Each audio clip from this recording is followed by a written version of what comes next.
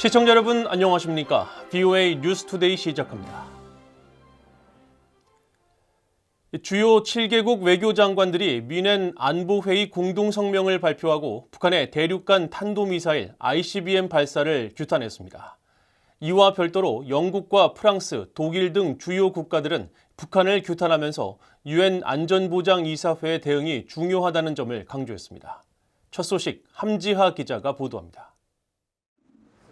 주요 7개국 G7 외교장관들이 지난 주말 독일 뮌헨에서 열린 안보회의에 참석한 뒤 21일 공동성명을 발표했습니다. G7 외교장관들은 성명을 통해 북한의 최근 대륙간 탄도미사일 ICBM 발사를 규탄하고 각국의 유엔 안보리 결의 이행을 촉구했습니다.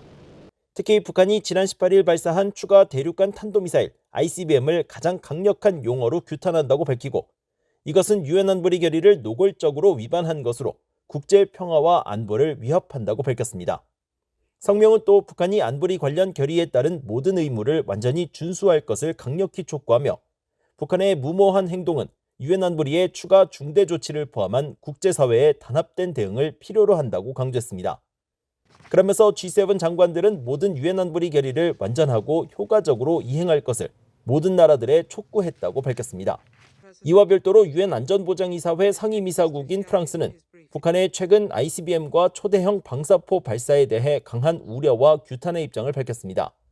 프랑스 외무부는 21일 대변인 명의의 성명을 통해 프랑스는 지난 18일 대륙간 탄도미사일 발사와 20일 단거리 탄도미사일 발사를 강력히 규탄한다며 북한이 국제 의무를 즉각 준수하고 핵과 탄도미사일 프로그램에 완전하고 검증 가능하며 되돌릴 수 없는 포기에 착수할 것을 촉구했습니다.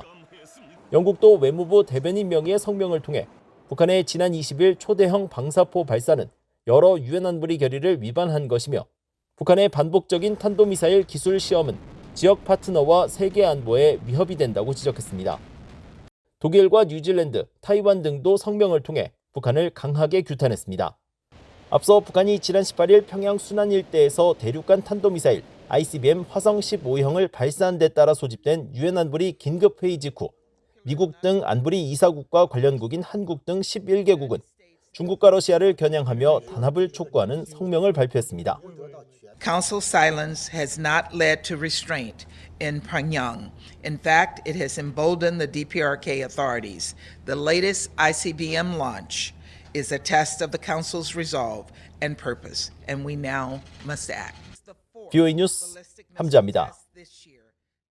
북한이 대륙간 탄도미사일 화성 15형과 600mm 초대형 방사포를 연이어 발사한 것은 미국의 확장 억제에 대한 한국의 믿음을 약화시키려는 의도라고 미국 내 전문가들이 분석했습니다. 데이비드 맥스웰 민주주의 수호재단 선임연구원은 21일 BOA에 최근 북한의 ICBM과 초대형 방사포 발사는 미국의 확장 억제에 대한 한국의 믿음을 약화시켜 미한 동맹을 깨트리려는 의도를 갖고 있다고 분석했습니다. 맥스웰 선임연구원은 그러나 미국의 한국 방위 공약은 철통 같고 이것은 28,500명의 주한미군 주둔을 통해 입증된다고 말했습니다. 또 카네기 국제평화재단의 안킷 판다 선임연구원은 최근 북한의 도발은 실질적인 핵전쟁 연습이라고 평가하고 북한이 이용할 수 있는 전략적, 전술적 선택지가 다양하다는 것을 보여주고 있다고 지적했습니다. 북한에 일단 핵과 미사일 위협이 이어지고 있는 가운데 미국 하원 군사위원장인 공화당의 마이크 로저스 위원장은 북한의 미사일 위협을 압도하기 위한 본토 방어망을 시급히 확충할 것을 바이든 행정부에 촉구했습니다.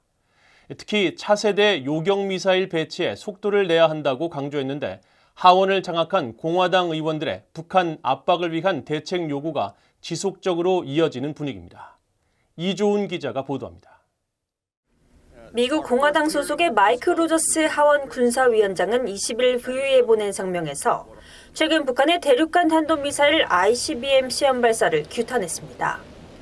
특히 김정은은 미국 본토를 사정권에 둔 핵무기를 늘리는 불안정한 독재자임을 매우 분명하게 상기시켜준다면서 내년, 즉 2024년 회기 국방예산 편성 때는 미국 본토 방어가 무엇보다 중요하다며 반드시 미국 본토 미사일 방어에 필요한 예산을 충분히 지원하는 것이 포함된다고 강조했습니다. 로저스 군사위원장은 그러면서 차세대 요격미사일 NGI 도입에 속도를 내 지상에 더 많은 요격미사일을 배치하는 한편 우주 기반 미사일 방어막 구축도 고려해야 한다고 밝혔습니다. 실제로 미국 북부사령부는 북한 등 적국의 장거리 탄도미사일 위협에 대비하기 위해 2028년까지 알래스카에 차세대 요격미사일 NGI 배치 계획을 추진하고 있는데 이 계획에 속도를 더 내야 한다는 겁니다. 바이든 행정부의 외교 정책을 비난하는 공화당 의원들의 정치 공세도 이어지고 있습니다. 공화당의 마샤 블랙번 상원 의원은 지난 9일 트위터를 통해 북한은 이제 미국의 방어망을 압도할 수 있는 충분한 ICBM을 보유하고 있다며 북한을 포함한 중국, 러시아, 이란을 새로운 악의 축으로 거듭 규정했습니다.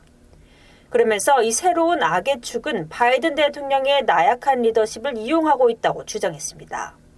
여당인 민주당 의원들은 북한의 이번 미사일 발사에 대해 아직은 별다른 반응을 내놓지 않고 있는 가운데 백악관은 북한의 ICBM 발사에 대해 강력히 규탄했습니다. 에이드리언 왓슨 백악관 국가안보회의 대변인은 지난 18일 성명을 통해 이번 발사는 유엔 안보리 여러 결의에 대한 명백한 위반이라면서 북한을 규탄했습니다. 이어 백악관 국가안보팀은 동맹 파트너와 긴밀히 조율하고 있다면서 미국은 미국 본토와 동맹인 한국, 일본의 안전을 보장하기 위해 필요한 모든 조치를 할 것이라고 강조했습니다. VA 뉴스 이존입니다. 선박 간 불법적인 환적 정황이 빈번하게 포착되어 온 북한 서해상에서 이번에는 선박 7, 8척이 밀착한 모습이 포착됐습니다. 19일 북한 서해 초도 인근 해상을 촬영한 플래닛랩스의 위성 사진에 길이가 각각 50m인 선박 3척이 나란히 붙어있는 장면이 확인된 데 이어 다음 날인 20일에는 5척이 맞붙은 것으로 나타났고 21일에는 추가로 선박 2-3척이 더 붙어 있었습니다. 앞서 BOA는 지난해 4월부터 12월까지 이 일대를 촬영한 위성 사진을 분석해 총 36건의 선박 간 환적 의심 사례를 포착했으며 올해는 1월부터 이달 14일까지 14건의 선박 간 환적 의심 행위를 확인했습니다. 그러나 이들 사례 모두 선박 2척 혹은 3척이 맞붙은 경우로 이번처럼 5척 이상의 선박이 바짝 붙은 적은 없어 이들 선박이 어떤 이유에서 접선을 했는지 또 선체를 바짝 붙인 상태에서 어떤 물품 등을 주고받았는지 주목됩니다. 자의적 구금반대 선언 2주년을 맞아 선언에 참여한 당사국들이 북한에 억류된 한국인 문제에 대해 외국인에 대한 자의적 구금에 우려한다는 입장을 거듭 밝혔습니다. 스웨덴 외무부 대변인실은 21일 BOA에 스웨덴은 유엔 및 기타 행위자들과 함께 우려스러운 북한의 인권과 구금 상황을 면밀히 주시하고 있다며 스웨덴은 한반도 상황의 평화적 해결에 대한 장기적인 노력을 기울이고 있으며 대화와 신뢰 구축을 지속적으로 지원하고 있다고 강조했습니다. 오스트리아 정부도 이날 BOA에 오스트리아는 국제법을 지키고 우리의 공통 가치인 자유와 민주주의, 인권 수호를 위해 모든 파트너들과 협력할 의지가 있다면서 정치적 목적을 위해 형사 사법제도를 오용하고 외국인들을 자의적으로 구금하는 것은 어디에서나 용납할 수 없으며 오스트리아는 이 같은 행위를 규탄한다고 밝혔습니다.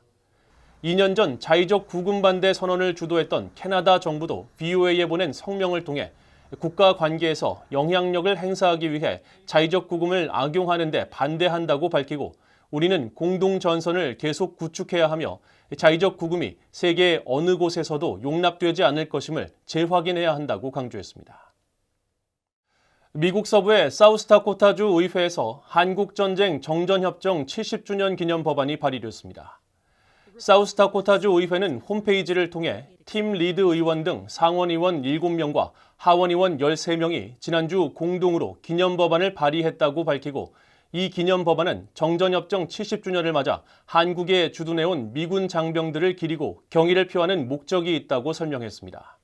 기념 법안은 특히 북한 공산군의 침공으로 한국 전쟁이 시작됐다는 점을 명시하고 사우스다코타주 출신 장병 약 2만 6천 명이 한국의 자유와 민주주의 수호를 위해 한국 국군 그리고 다른 20개국 유엔 회원국과 함께 200만에 달하는 미군의 일원으로 참전했다고 밝혔습니다.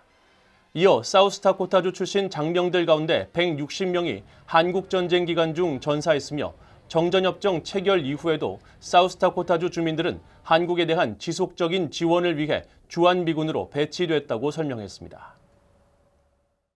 이상으로 VOA 뉴스투데이를 모두 마칩니다. 시청해주신 여러분 고맙습니다.